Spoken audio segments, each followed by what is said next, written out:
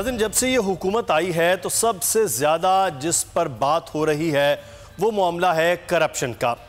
हुकूमत के ऐवानों से बार बार ये आवाज़ आती है कि माजी की हुकूमतें यानी कि पाकिस्तान पीपल्स पार्टी और पाकिस्तान मुस्लिम नून, इनके अकाबरीन, इनकी क़यादत वो करप्शन में मुलव्विस है। करप्शन की वजूहात से ही पाकिस्तान की मईशत का बुरा हाल है। जब से 8 माह गुजरे हैं, इस हुकूमत ने करप्शन के मामलात पर तमाम तकरीरें की हैं, मईशत के ऊपर तमाम तर इक़दामात की फोकस किया है, लेकिन उसके बावजूद वो रिजल्ट सामने नहीं आ पाया है। लेकिन दूसरी जानिब जो पाकिस्तान का एक बहुत बड़ा मसला 2013 और 14 तक रहा था, जिसके बाद ज़रब अज़ब ऑपरेशन शुरू किया गया, वो था दहशतगर्दी। पाकिस्तान के अंदर से एक ऐसी ताकतें कुछ उठी जो पाकिस्तान के अमन को तबाह कर रही थी, लेकिन वो कामयाब ऑपरेशन और उस ऑपरेशन के बाद उसका अगला हिस्सा यानी कि रद्दुल फसाद IBOs ऑपरेशन शुरू किए गए। पाकिस्तान को बहुत बड़ी कामयाबी मिली और बलोचिस्तान हो या उस दौर का फाटा हो, खैबर पख्तूनख्वा के मुख्तलिफ इलाके हों, कराची हो या लाहौर, हालात में बहुत बेहतरी आई, बहुत सुधार आया। लेकिन चंद दिन पहले, करीब 4 दिन गुजर गए, कोयटा में अफसोसनाक वाक़या पेश आया और उस पर सवाल अब उठाए जा रहे हैं कि सिक्योरिटी के मामलात को जिस हुकूमत ने देखना है, उस हुकूमत के सरबराह वो वहाँ नहीं गए। माजी में इमरान खान की ट्वीट को भी बार बार रीट्वीट करके पूछा गया कि आप उस वक्त के वज़ीर आज़म से सवाल करते थे, अब आप खुद वज़ीर आज़म हैं तो क्यों नहीं गए हैं। The special report with Mudassar Iqbal में आज आगाज़ करेंगे कि बिलावल भुट्टो जरदारी, चेयरमैन पाकिस्तान पीपल्स पार्टी, कुछ ही देर पहले आज कोयटा में मौजूद थे, हज़ारा बरादरी के साथ इजहार यकजहती कर रहे थे। 2 सवाल बड़े अहम उठाए गए कि एक के वज़ीर आज़म यहाँ पर क्यों नहीं आए हैं, जो बार बार माजी में दहशतगर्दी के ख़िलाफ़ बात करते रहे। दूसरा कि जब से आप वज़ीर आज़म बने हैं, नेक्टा के कितने इजलास हुए हैं। बहरहाल, जहाँ पर मईशत की बेहतरी की बात है, वहीं पर जो अमन व अमान पाक फ़ौज ने कुर्बानियों की सूरत में दिया है, उसको बरकरार रखना भी इस वक्त हुकूमत की बड़ी जिम्मेदारी है कि दीगर जो इदारे हैं उनको भी बेहतर किया जा सके। आज इस सूरत हाल पर हम बात करेंगे। इस वक्त हमारे साथ मौजूद हैं सीनियर सहाफ़ी, तजज़ियाकार और एडिटर इन चीफ बोल नज़ीर लगारी साहब। लगारी साहब, बहुत शुक्रिया आपके वक्त का। हमेशा से ये होता है कि हुकूमत वक्त की जिम्मेदारी होती है कि ऐसा खुदा न खास्ता कोई वाक़या हो जाए जो हज़ारा बरादरी के साथ पिछले दिनों हुआ, लेकिन मुतालबा तब भी होता था कि सरबराह ममलिकत चला जाए, सरबराह हुकूमत जाए। माजी में कभी हुआ, कभी नहीं हुआ। अब इमरान खान साहब के हवाले से बिलावल भुट्टो ने कहा कि उनको जाना चाहिए था, वज़ीर दाखिला गए जिनकी जिम्मेदारी काफ़ी नहीं था। फिर दूसरा जो सवाल उनका था कि नेक्टा का इजलास नहीं बुलाया गया। नेक्टा के हवाले से तो पिछले 5 साल में भी सवाल और 4 साल में उठाए जाते रहे कि माजी में उनको जो उनके फंड्स थे वो तक नहीं दिए गए। आपको लगता है इस हुकूमत में भी वही गैर संजीदगी है इस मामले को लेकर जो माजी में थी? एक तो आपने वजीर दाखिला का हवाला दिया है। पाकिस्तान में वजीर दाखिला इमरान खान है और इमरान खान बतौर वजीर आजम या बतौर वजीर दाखिला वो नहीं गए हैं। वजीर दाखिला वजारत दाखिला के एक वजीर मुमलिकत हैं जो बहुत से क्वेश्चंस में हैं, जो जिनके बारे में बड़े सवालात मौजूद हैं, बहुत सी फुटेज मौजूद हैं। एक तो वो जो पहले दिखाई जा रही थी कि किस तरह वो उन तंजीमों के खिलाफ जो डिफेंट हैं, जो कलअदम हैं, उनके साथ बैठ कर किस तरह से वो प्लानिंग कर रहे हैं, किस तरह से उन गुफ्तगू कर रहे हैं। सोशल मीडिया में ये बहुत चला। पिछले कुछ दिनों से एक खातून फौजी अफसर की बेवा जिसे शहीद किया गया, उसकी एक वीडियो चल रही है, सारी दुनिया देख रही है कि वो किस तरह की बात कर रही हैं। और यहाँ तो ये सूरत हाल लगती है कि इस हुकूमत के वजीरों से, बल्कि नायब वजीरों से, तो फौजी अफसर और उनका खानदान महफूज नहीं है। तो वो तो मतलब कत्ल के इल्जामात लगा रही हैं और वो ये तक लगा रही हैं कि उनके शौहर को शहीद किया गया, कत्ल किया गया और उनको तहफ़्फ़ुज़ नहीं मिला, और जो कत्ल करने वाला है उसका नाम बता रही हैं और उसका ताल्लुक बता रही हैं वजीर ममलिकत से। तो ये एक सीरियस इशू है। और दूसरी बात यह कि इमरान खान साहब नहीं गए हैं। इमरान खान साहब वो ओनरशिप लेते रहे हैं उन लोगों की जिन लोगों की वजह से बदअमनी थी और जो कहते थे कि जनाब इनके साथ लड़ना नहीं चाहिए, इनके साथ बात करनी चाहिए। तो बात करें या लड़ें, जो भी तरीका अख्तियार करें, इस सिलसिले को खत्म कराएं।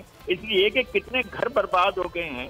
1000 गंजी में जो वाकया हुआ है उसके बाद से मुख्तलिफ तरह की कहानियां चलाई गई, उन लोगों के बारे में कैसे कैसे सवालात उठाए गए हैं और वो लोग उठा रहे हैं जो इस हुकूमत के हामी रहे हैं, वो अजीब व गरीब किस्म के सवालात उठा रहे हैं। यहाँ गए बिलावल और उन्होंने प्रेस कॉन्फ्रेंस की है और लोगों के साथ इजहार यकजहती की है। ये एक अपोजिशन लीडर के तौर पर इनकी जिम्मेदारी थी, उन्होंने पूरी की है। इमरान खान को जाना चाहिए, मुल्क के वजीर आजम है, उन्हें इसकी ओनरशिप लेनी चाहिए। सर अच्छा, लेकिन नज़ीर लगारी साहब, ये कोई मामला इस हुकूमत के दौर में तो शुरू नहीं हुआ, बल्कि आपको याद होगा कि पाकिस्तान पीपल्स पार्टी के दौरे हुकूमत में भी ये बहुत ज़्यादा इशू हुआ था, बहुत बड़ा धमाका हुआ था, और उसके बाद से लेकर ये मुसलसल पिछली हुकूमत के दौर में भी ये मामलात हैं। अब ये क्यों ये फोकस हो रहा है कि इमरान खान या उनकी काबीना के वज़रा का उनके साथ ताल्लुक है और ये मामलात है? मैं अर्ज करता हूँ, आपको याद होगा कि वजीर आला बलूचिस्तान नवाब असलम रईसानी को हटा दिया गया था। उनको जब दहशत गर्दी का वाकया हुआ था तो उन्हें उनके मनसब से हटाया गया था, उनकी पार्टी ने हटाया था और कहा था कि ये नहीं इस जिम्मेदारी को पूरा कर सकते हैं। तो मैं ये अर्ज करता हूँ, नहीं कहता हूँ मैं कि जाम कमाल खान को हटा दें, ना उनकी ये बरह रास्त ना वो इस मामले के जद में आते हैं, ना वो बरह रास्त सरपरस्त हैं दहशत गर्दों के या दहशत गर्दी करने वालों के। ये इल्जाम हम नहीं लगा सकते हैं जाम कमाल खान पर या बलूचिस्तान की गवर्नमेंट पर या इवन इमरान खान साहब पर नहीं लगाते। इमरान खान को हमदर्दी रही है इन लोगों से जो मिलिटेंसी कर रहे थे और ये खुद चाह रहे थे कि जनाब कोई इस नेशनल एक्शन प्लान पर अमल हो। वो नेशनल एक्शन प्लान पर अगर इमरान खान के दौर में अमल नहीं होता है तो फिर किसी और दौर में कैसे होगा? फिर ये हम सवाल कैसे करें कि मियां नवाज शरीफ के दौर में अमल नहीं हुआ? भाई उनके दौर में अमल नहीं हुआ था, अब आपका दौर है, अब इमरान खान का दौर है। नेक्टा के इजलास क्यों नहीं हो रहे हैं?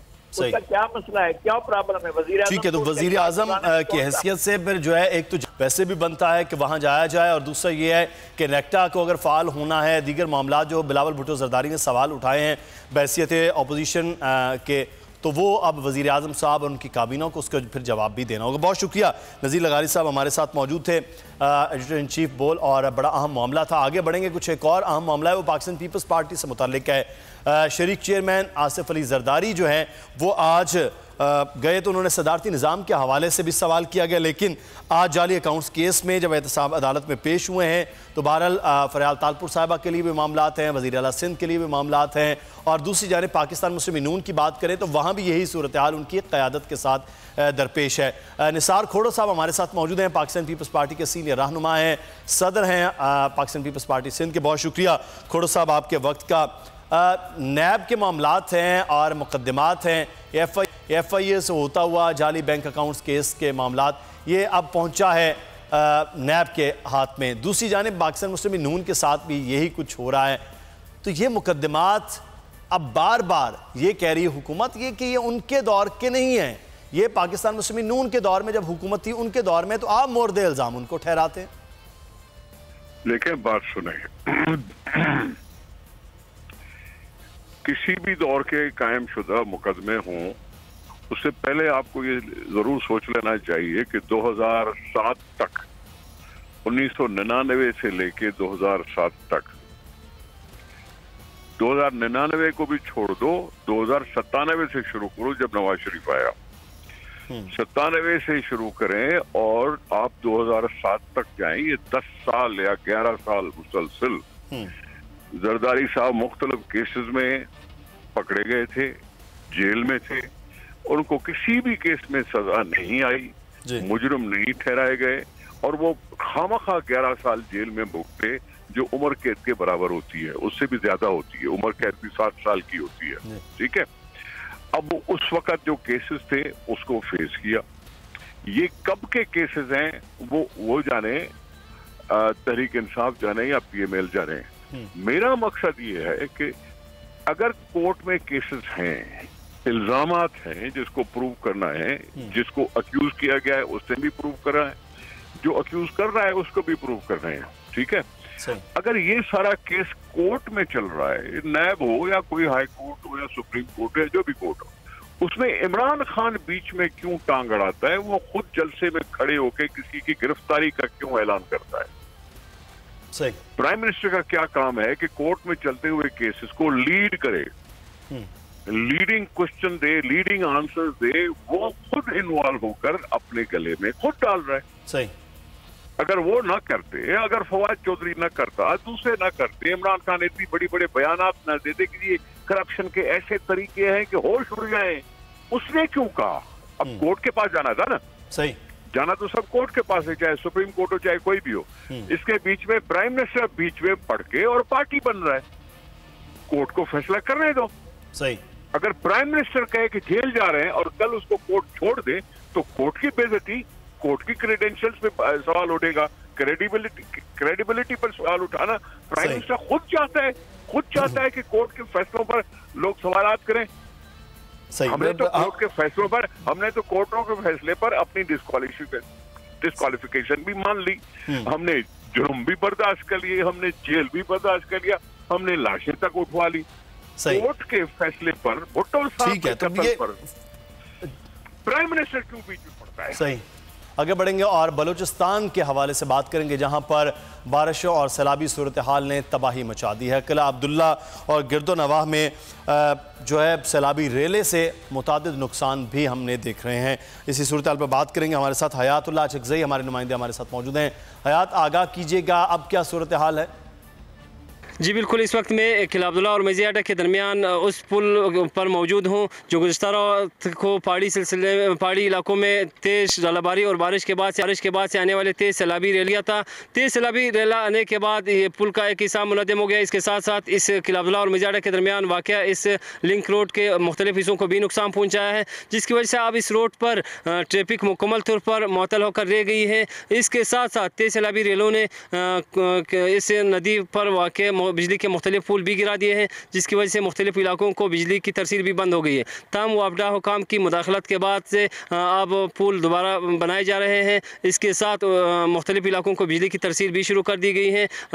यहाँ पर बारिशों के बाद से मालदारों और ज़मींदारों में खुशी की लहर दौड़ गई है। ज़मींदारों का कहना है कि बारिशों के बाद से ज़रज़मीन पानी का जो सतह है। हयातुल्लाह में आगाह कर रहे थे किला अब्दुल्ला के जो पुल गिरने के बाद क्या सूरत हाल है। और आगे बढ़ेंगे और बात करेंगे कि पेट्रोलियम मसनूआत की कीमतों में जब इजाफा हुआ तो खाने पीने की अशिया में इजाफा होना एक फितरी सा अमर है। और सूरत हाल जानेंगे हैदराबाद से। शब्बीर अराई हमारे साथ हमारे नुमाइंदे मौजूद हैं। शब्बीर, पेट्रोलियम मसनूआत कीमतों के बाद सब्जियां फल कितनी महंगी हो गई? जी बिल्कुल, हालिया में पेट्रोलियम मसनूआत की कीमतों में इजाफे के बाद जो है आवाम पे एक बार फिर जो है महंगाई का बम गिरा दिया गया है। मैं आपको बताता चलूँ कि पेट्रोलियम मसनूआत के बाद जो है मुख्तलिफ जो आम खुर्दो नोश की जो चीज़ें हैं वो महंगी हो गई हैं। इस वक्त मैं मौजूद हूँ हैदराबाद की फ्रूट और सब्ज़ी मार्केट में, जहाँ पे जो वेजिटेबल्स जो प्राइसेस हैं वो भी हमें इजाफी दिखाई देते हैं। उसके अलावा जो फ्रूट्स हैं उनकी जो कीमतें हैं उनमें भी इजाफा हो गया। मैं आपको बताता चलूँ कि फ्रूट जो है, सेब जो है वो 100 रुपये किलो बिक रहा था एक डेढ़ हफ्ता पहले, उसके बाद अभी 150 रुपये किलो बिक रहा है। उसके अलावा कीनू जो है वो भी 100 रुपये किलो बिक रहा था, जो कि अभी 150 रुपये किलो बिक रहा है। इसी तरह से केला है। उसके अलावा जो सब्ज़ी के हवाले से अगर बात करें तो भिंडी जो है उसकी कीमत खासा जो है वो महंगी दिखाई दे रही है। पहले 80 रुपये किलो, 100 रुपये किलो चल रही थी, अभी जो है भिंडी जो है वो भी 150 रुपये किलो तक चल रही है। उसके अलावा मार्केट में गोश्त जो है वो भी महंगा हो गया। से आगाह कर रहे थे हैदराबाद की सूरत हाल, जहाँ पर पेट्रोलियम मसनूआत की कीमतों के बाद खाने पीने की अशिया में इजाफा हो गया है। प्रोग्राम से मुदस्सिर इकबाल को इजाज़त दीजिए, कल फिर हाजिर होंगे। अल्लाह हाफिज़।